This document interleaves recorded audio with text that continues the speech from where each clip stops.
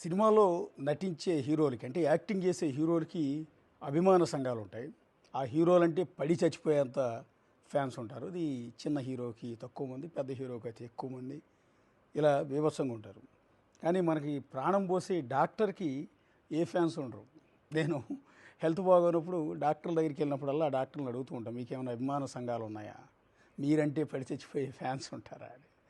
డాక్టర్లు చాలా నిరుత్సాహంగా అన్నారు. ఏదో కొంతమంది థ్యాంక్స్ చెప్పి వెళ్తూ ఉంటారండి కృతజ్ఞతగా, మా వల్ల ప్రాణాలు నిలుపుకున్న వాళ్ళు, అంటే మేము ప్రాణాలు కాపాడిన వాళ్ళు, వాళ్ళ బంధువులు అప్పుడప్పుడు వచ్చి థ్యాంక్స్ చెప్తూ ఉంటారు.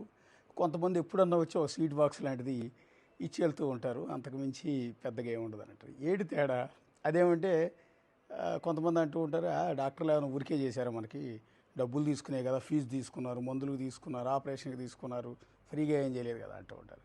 మరి ఆ సినిమా హీరో కూడా ఊరికే సినిమా చేయట్లేదు కదా, ఆయన కోట్ల రూపాయలు డబ్బులు తీసుకుంటాడు.